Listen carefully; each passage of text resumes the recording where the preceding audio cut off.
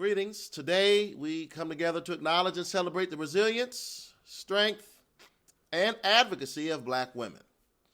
Historically, black women have stood at the forefront of numerous social justice movements, tirelessly supporting causes that benefit various communities. Yet, it is crucial to recognize that they face unique challenges that often go unaddressed. As we delve into this topic, let us explore various causes black women have championed and discuss tangible ways we can uplift and empower them in their very unique journeys.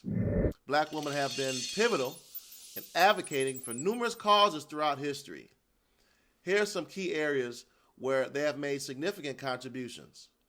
Black women like Rosa Parks and Ella Baker were instrumental in the fight for civil rights, advocating for racial equality and justice. According to the National Museum of African American History and Culture, black women played a critical role in grassroots organizing and mobilizing during this era. Figures such as Sojourner Truth, Audre Lorde, and Bell Hooks have emphasized the need for an intersectional approach for feminism, advocating for the unique experiences of black women. The African American Policy Forum highlights that black women face both racial and gender discrimination, necessitating a dual focus in advocacy. Black women have also been at the forefront of advocating for LGBTQ+ rights, fighting for equality. Their contributions are vital in recognizing the intersection of race, gender, and sexual orientation. Organizations like Black Women for Wellness and local grassroots initiatives have highlighted the environmental injustices faced by black women, particularly in urban areas. Data from the Environmental Protection Agency indicates that communities of color often bear the brunt of pollution and environmental hazards. Despite their significant contributions, black women encounter unique challenges that require our attention. Black women are 3 to 4 times more likely to die from pregnancy-related complications compared to white women, according to the CDC. This alarming statistic underscores the urgent need for equitable healthcare access. Isn't that something? White women are fighting for the right to control their own bodies, while black women are fighting to not die.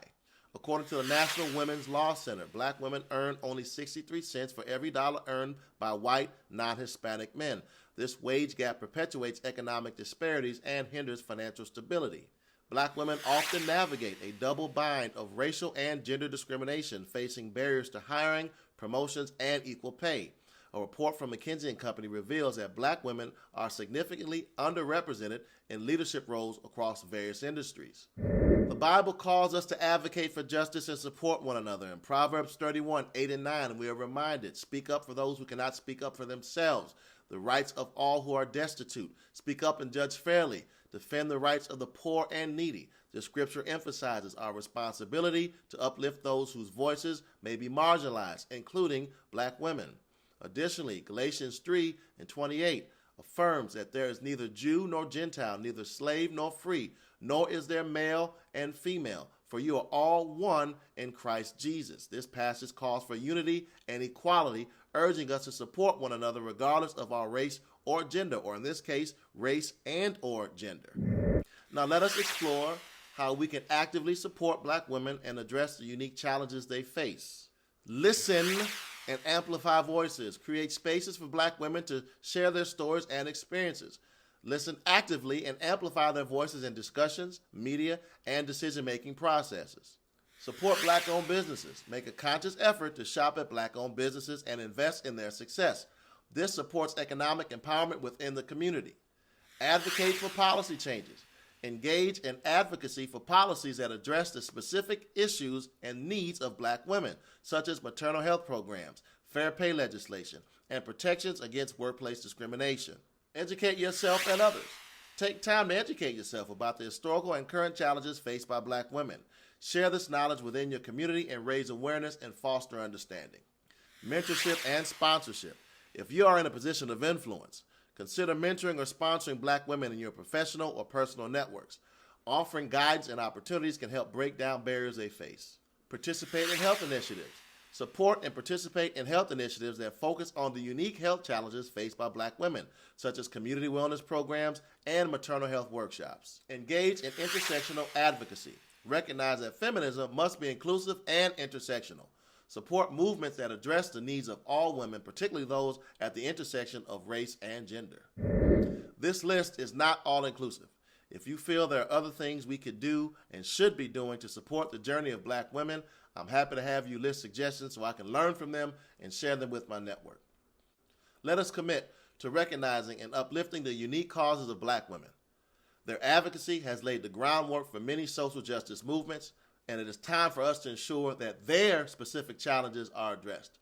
By listening, supporting, and taking action, we can create a more equitable society for all.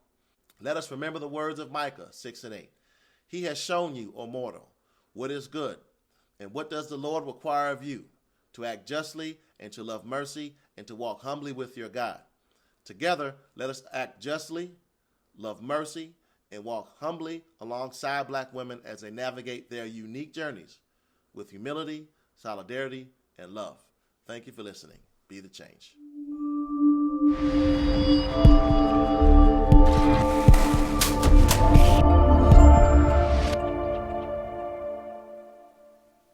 The last video I did called Dear Black Woman got a decent amount of attention. And I just wanted to just come on in full transparency and say why I created this second video. Well, the first video I created because really inspired by my mother, who was very upset, as many black women were, at the loss of Kamala Harris. And many took it to heart, and which they rightfully should and could, emotionally. And I saw that hurt in my mother. She said, yeah, I don't think I'm ever going to see a black woman in my lifetime as president. And I thought I was. I thought I was right there. And I said, wow, she's having a very unique experience, because I did support Kamala Harris, but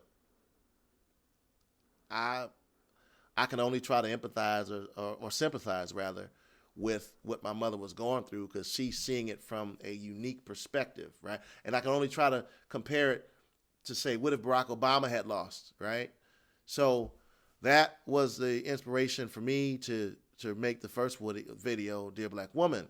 But then I got the feedback, mostly positive, but then there's a lot of criticism as well. And I understood where the criticism was coming from after having a couple of conversations with black women and listening and just trying to understand their perspective. I'm always trying to just grasp and learn different perspectives. And in the different perspective, it didn't take long for me to really understand where it came from, because I had to try to walk in their shoes. And I remember I was in a relationship, and I call it a situationship, right? About 4 months. It only lasted very quick. But boy, I was into this woman, and I was giving and giving and giving. And I'm talking about, she couldn't even think about having a cold. And I'm at the grocery store, I'm on Amazon, I'm buying smoothie stuff, and I'm at her crib making smoothies to make sure she felt good. And she couldn't ride a bike and was concerned about falling off the bicycle and not having a helmet. Bang, Amazon delivery, next day, helmet in her favorite colors delivered, because I'm like, or any passion idea, business idea she had, I'm pouring into it. Hey, you got to talk to this person. Let me find this person. I'm crazy. I'm just, whatever she was passionate about, concerned about, I'm pouring into that. And I'm showing up until I realized one day, whoa, this is not reciprocal. And she had become very comfortable at, being there to receive my investment. And that's not a reciprocal relationship. It's not a relationship when only one person's doing all the giving and giving and giving, and the other person is just, it's almost like she felt I should be honored for me to be able to give to her. And I'm like, no, that's not how it works. This is reciprocal. I have dreams, I have passion, and totally nothing to do with financial at all, mentally, spiritually, all of that, just investing in that person's, watering their spirit. And I'm watering her spirit, and I'm realizing my cup is empty. And I'm like, whoa. So I said, you know what? Especially after the talking to a few black women, I said, maybe that's how black women feel. And they said, yeah, Ryan, that's exactly how we feel. That's exactly how we feel, because we're always giving and giving and giving, but no one is concerned about our unique needs. And it's not a reciprocal relationship. And I said, wow, I felt the same way in a 4-month situationship, and I got out of that. Imagine doing that for decades upon decades, generation upon generation, and not feeling appreciated or not feeling seen, right? So that's why, and here I am with good intentions, mind you, where it's one sister, and shout out to you if she sees this, and she know who I'm talking about. She said, Ryan, now imagine you being in that relationship, because I described it to her. Imagine you being in that relationship, and I came to you with the solution in order to correct how you feel, the situation, continue to give at a higher rate to that person, to that woman. Keep giving and just keep showing up and be strong in the middle of showing. I would look at her, I said, well, I'd look at you like you crazy. She said, well, that's exactly how many of us feel. You all are sitting back asking for us to do things, and, you know, no one is watching what we're doing. No one's looking at us. No one is even concerned about what we're going through as black women. So I said, wow. I said, you know what then? I said, so that's why I made this video. I said, instead of Dear Black Woman, I entitled it Dear Everybody Else, because here I am making this video to ask for black women one more time to be accountable when why aren't we talking to all the other people? So that's why I made the video. I want to say thank you for the black women that gave feedback. I think I grew from that feedback, so I appreciate you for that. And I'll try to keep listening. I also try to put a lot of resources in the video. So if you have any additional videos or feedback, I'm open to hear it. I'm open to learn, and I'm open to love. Have a good day. Peace.